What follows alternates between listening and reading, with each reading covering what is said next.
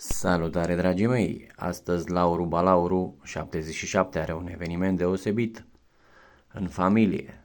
Taie roșii și castraveți și începe pregătirea pentru bunătăți.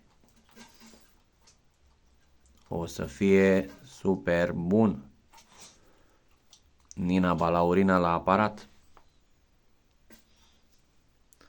Uitați-o cum aranjează Nina Balaurina la aparat și Lauru Balauru la filmare. Poftă bună să avem!